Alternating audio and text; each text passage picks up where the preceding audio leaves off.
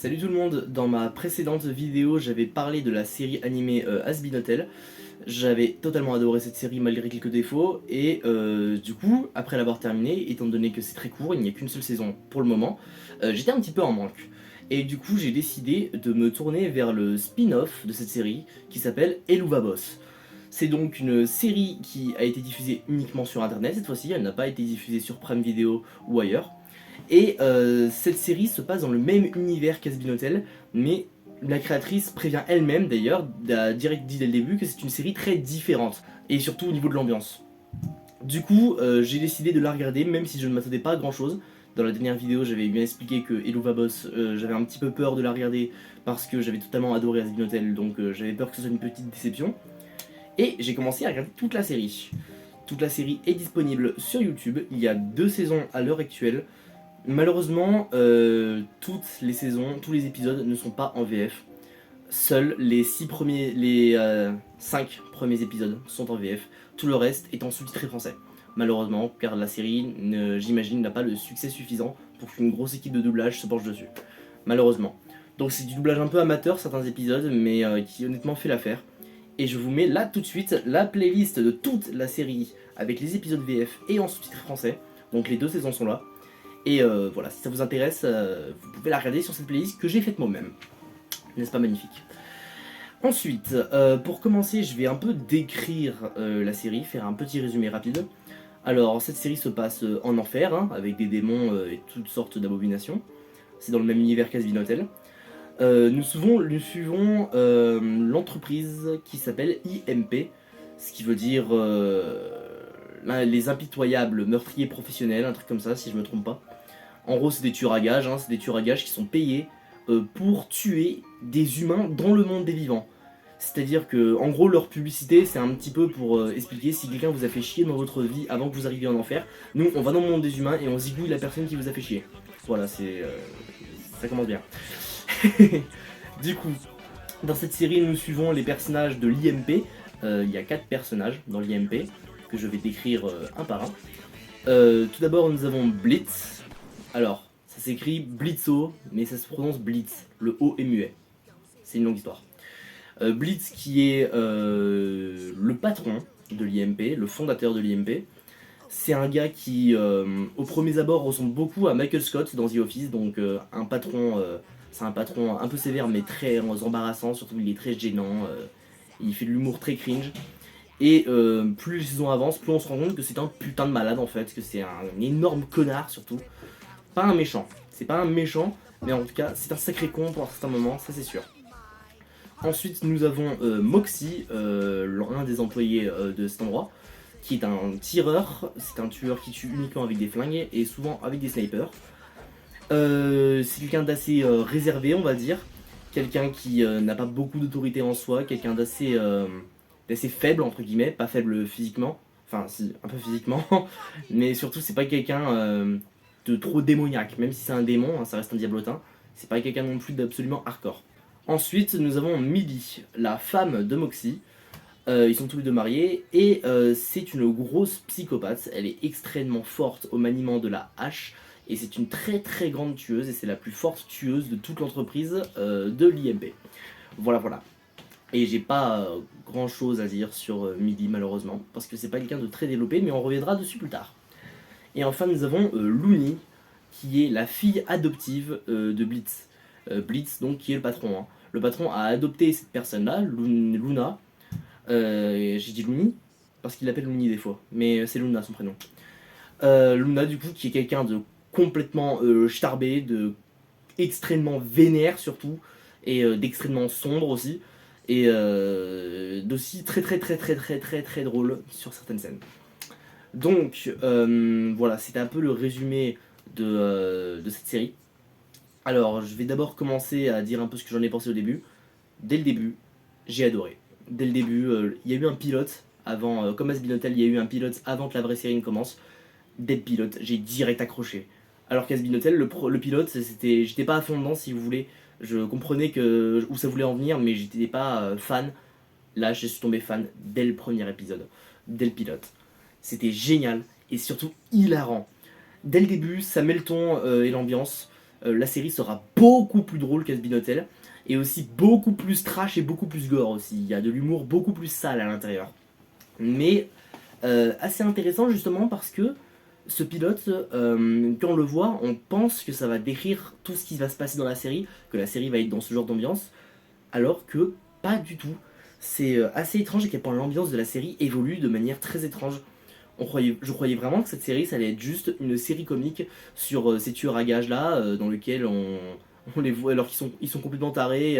C'est vraiment une équipe de bras cassés quoi, et qui essaye de tuer les humains, etc. Et de surtout se faire un nom, de se faire de l'argent. Mais pas du tout. Plus la série avance, moins on suit les histoires de cette entreprise de tueurs à gages. On se concentre plus sur ce qu'il y a autour, sur les relations entre les personnages, surtout sur les relations, sur les sentiments des personnages, leurs émotions, ce qu'ils ressentent. Et plus ça avance, plus ça devient sombre, triste et limite déprimant sur certaines scènes. Il y a des scènes qui m'ont vraiment fait pleurer dans cette série. Enfin, peut-être pas pleurer, mais en tout cas qui vraiment m'ont mis les larmes aux yeux, quoi. J'étais vraiment mal. Et c'est dingue à quel point l'écriture des personnages est extrêmement bouleversante, je trouve. Notamment, par exemple, le personnage de Stolas. Stolas, c'est un prince des enfers, quelqu'un de très riche, et qui a un livre qui lui permet d'aller dans le monde des vivants. Et du coup, Blitz, le patron de l'IMP, lui a volé ce livre, mais il n'est pas d'accord, et du coup, pour qu'il ait le droit de se servir de ce livre, il couche avec lui une fois par mois, ou un truc comme ça, je crois. Donc c'est purement sexuel leur relation. Même si petit à petit, justement, bon, c'est pas trop un spoil parce que bon, ça se voit dès le pilote, ça se voit qu'il y a un truc qui se cloche. On voit qu'il y a autre chose il y a autre chose que du sexe. Il y a vraiment de l'amour qui se tisse petit à petit, avec Stolas qui aime réellement Blitz et qui voudrait vraiment sortir avec lui, et Blitz qui a du mal avec ses émotions. Mais vraiment, c'est un désastre. Il a énormément de mal à exprimer ce qu'il ressent. Et dès qu'il veut exprimer ses émotions, il fait machine arrière et il fait n'importe quoi. Il se met à être giga méchant. Le dernier épisode sorti, à l'heure où je vous parle, je crois que c'est l'épisode 8 de la saison 2, si je me trompe pas. C'est le dernier qui est sorti. Et la dernière scène m'a tellement rendu triste pour Stolas et pour Blitz. Ça se sent qu'ils s'aiment et qu'ils pourraient s'apprécier. Et ça se sent que Blitz a envie d'être avec cette personne au fond de lui. Mais il le montre pas du tout. Il le montre pas du tout. Et ça, c'est un truc assez dingue parce que Blitz, pour moi, ressemble beaucoup à Rick dans Rick et Morty. C'est-à-dire que c'est quelqu'un qui est très drôle, qui est complètement déjanté et complètement cinglé, et qui se comporte vraiment comme un immense connard à certains moments. Vraiment comme Rick, c'est vraiment une grosse merde des fois. Et pourtant, on ressent via ses actions qu'au fond de lui, il apprécie énormément les gens. Et il a du mal à exprimer ses émotions à un stade où il fait n'importe quoi sans le vouloir. Il a du mal notamment à exprimer son amitié envers Moxie, son employé. Il l'apprécie bien, mais il a du mal à lui exprimer, sauf dans une scène où il se l'avoue qu'il s'apprécie bien. Il a du mal avec surtout Stolas, son amant, qu'il a du mal à confirmer leur relation, à la rendre officielle, alors qu'il en a envie clairement. Donc ouais, c'est vraiment très bouleversant ça comme relation et comme histoire. Et d'ailleurs, dans cette série, c'est le sujet principal, j'ai l'impression, c'est le fait d'exprimer ses émotions et ses sentiments. Quasiment tous les personnages ont un problème et ont du mal avec ça. Stolas, même Stolas, qui pourtant a l'air assez clair sur ses intentions, même lui passe par des petits stratagèmes et fait des petits sous-entendus au lieu de dire directement ce qu'il pense. Et surtout Luna, la fille adoptive de Blitz, l'espèce de gros chien là, le gros chien là, même elle, elle a du mal à s'exprimer. C'est quelqu'un qui est hineuse, qui s'énerve tout le temps, qui est jamais contente, qui pète un plomb tout le temps, qui est toujours sur son téléphone, qui n'a rien à foutre de tout le monde. Et il y a une scène à la fin de la saison 1 qui est magnifique, où elle appelle Blitz papa. Ce qu'elle n'a jamais fait, parce qu'elle ne le considère même pas comme son père. Parce que quand Blitz avait adopté Luna, pour info, elle avait déjà 17 ans, donc elle avait déjà fait une partie de sa vie toute seule, hein, donc elle s'en branle de Blitz. Elle l'aime pas trop, elle, mais on sent au fond d'elle qu'elle l'apprécie quand même Blitz et qu'elle le considère quand même comme son père, même si elle ne l'exprime quasiment jamais. Elle passe son temps à l'engueuler, à l'insulter, à se foutre de sa gueule. Et la seule scène où on comprend qu'elle le considère comme son père, c'est à la fin de la saison 1. C'est une très courte scène, à part ça, pendant toute la série, elle passe son temps à l'engueuler et à se foutre de sa gueule. Et c'est là où on voit à quel point l'expression des sentiments est la chose la plus importante dans cette série. Il y a aussi un autre personnage, le personnage de Fizz et du démon de la luxure. Ceux qui ont vu la série comprendront de quoi je parle.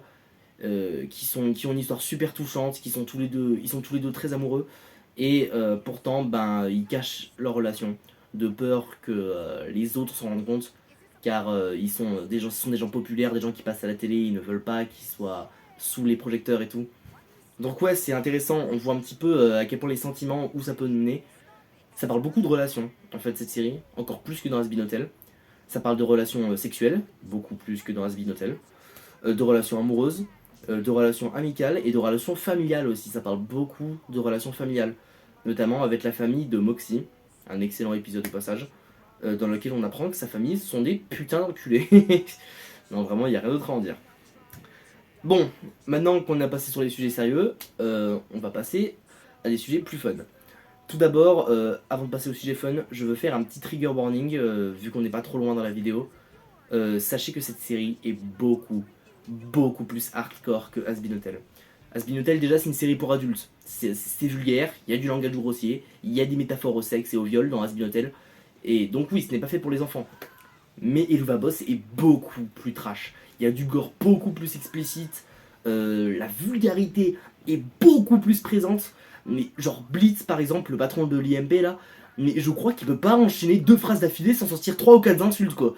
Ça balance des connards et des enculés à toutes les phrases, il arrive pas à se retenir on dirait. Moxie c'est pareil, bref, tous les personnages de la série sont vulgaires comme pas possible, ce qui est hilarant, hein. Si vous me suivez, vous savez que ce genre d'humour ça me fait hurler de rire. Mais c'est aussi beaucoup plus explicite au niveau du gore et du sexe surtout. C'est beaucoup plus extrême. Dans Has Been Hotel, à part les scènes avec Angel Dust dans la chanson Poison par exemple, qui est assez extrême, bah à part ça en soi on n'a pas tant de références au sexe que ça. Là dans la série j'ai l'impression que c'est un des sujets principaux, donc oui c'est beaucoup plus explicite et on voit des choses qui sont même assez extrêmes d'ailleurs. C'est trigger warning hein, parce que ça parle de... Vu qu'on est en enfer, les démons ont des fétiches assez bizarres par rapport au sexe, mais ça c'est un autre délire et c'est surtout là pour l'humour pour le coup. Mais du coup justement, revenons-en à l'humour. L'humour, c'est un des meilleurs points de cette série. L'humour est hilarant. Mais vraiment, il y a des scènes qui m'ont fait hurler de rire. Le pilote restera à tout jamais pour moi un des trucs les plus drôles que j'ai vu de ma vie. Les scènes sont beaucoup plus absurdes. L'humour est moins subtil que dans Has Been Hotel. C'est beaucoup plus rentre dedans. Mais c'est très drôle et c'est très réussi. Et de manière générale, dans cette série, les personnages sont très bien écrits et sont extrêmement attachants. Blitz. Ah mais Blitz, bon vous l'avez compris, c'est mon personnage préféré, il est génial, de A à Z. Son personnage est très bien fait, de A à Z. Et Luna aussi, qui est très réussi, Stola c'est génial aussi. Et là, petit problème, quand même, j'avoue que certains personnages ne sont pas très bien développés. Moxie par exemple, bon Moxie ça va encore parce qu'on a l'histoire avec sa famille, mais sa femme, Millie, elle, on n'a pas assez de développement. Il y a un moment où on voit sa famille et sa sœur qui vient en ville, mais c'est tout quoi. À part ça, il n'y a pas grand chose et c'est un peu dommage pour le coup parce que j'ai eu un peu de mal à m'attacher à Millie. Je sais pas si c'est parce qu'elle n'est pas développée ou si c'est juste parce que ce personnage ne bouge pas. Je pense que ça doit être un des deux. Dans l'ensemble, la série, je l'ai vraiment beaucoup aimé. Ce qui est ironique, c'est que j'ai pas beaucoup de défauts à en dire, c'est con hein. Mais le seul problème que je peux dire à la limite, c'est que le changement de ton est un peu trop brusque. Je vous l'ai dit, dans le pilote, on comprend que c'est une série qui va être hilarante et très comique, voire cartoonesque. Et plus on avance, plus c'est un drame très obscur. Mais le problème, c'est que entre le pilote et la fin de la série, la différence est trop brute, quoi. Je veux dire, on passe trop de comique à dramatique. Et c'est plutôt réussi. Il y a très peu d'œuvres pour moi qui arrivent vraiment de passer de comédie à dramatique super bien. Et Louva Boss en fait peut-être partie, je sais pas, ça aurait pu être un peu mieux fait. Mais ça va, il gère plutôt bien. Notamment, on a le Visiteur du Futur, qui est une série qui arrive très bien à allier comédie et drame. Ou encore des films français que j'adore, tels que Patient, de Grand Corps Malade et Dire, Comment c'est loin, d'Orelsan et Gringe, ou encore Intouchable, avec François Cluzet et Omar Sy. Donc oui, il y a des choses, des œuvres qui arrivent très bien à allier humour et comédie. Et Louva Boss s'en sort plutôt bien, même s'il aurait pu faire mieux. Et dans l'ensemble, voilà, c'est la conclusion de cette histoire. J'aime énormément cette série, je l'adore vraiment. Dommage qu'elle n'ait pas rencontré le succès nécessaire pour qu'une grosse équipe de doublage s'intéresse à cette série. Est-ce qu'elle est meilleure qu'Has Been Hotel ? Je sais pas, parce que Has Been Hotel c'est l'œuvre principale de cet univers, si vous voulez, ça se voit, c'est là où c'est important. On parle de la bataille des anges, de l'hôtel pour la rédemption des pécheurs, Alors que là, Helluva Boss, c'est juste une petite série sur le quotidien de personnes qui vivent en enfer. Donc en soi, c'est moins important comme série. Mais au niveau du plaisir, ça égale Has Been Hotel. Voire sur certaines scènes, ça surpasse Has Been Hotel. Sur certaines scènes, voilà. J'ai du mal à dire lequel des deux je préfère. J'adore les deux, c'est sûr. J'ai très hâte de voir les prochains épisodes d'Helluva Boss. Et très hâte de voir les prochains épisodes de Has Been Hotel aussi. C'est donc la fin de cette vidéo. Ça fait longtemps que j'ai pas fait de vidéo. Il faut que j'arrête de me prendre la tête pour en faire. Alors que c'est un concept de vidéo très simple, mais pourtant je me prends trop la tête. Et j'ai énormément d'idées de vidéos à faire. J'en ai plein en tête. J'essaierai d'en faire le plus possible. Ces temps-ci je suis un peu malade, mais dès que je serai en forme, j'en ferai plus. J'ai plein de films et de jeux vidéo, d'animés, de mangas, de comics, de livres à vous parler. Donc si vous êtes intéressé par mon contenu, n'hésitez pas à vous abonner à ma chaîne et à laisser un petit pouce bleu aussi si la vidéo vous a plu. Sur ce, je vous dis à une prochaine vidéo. Ciao.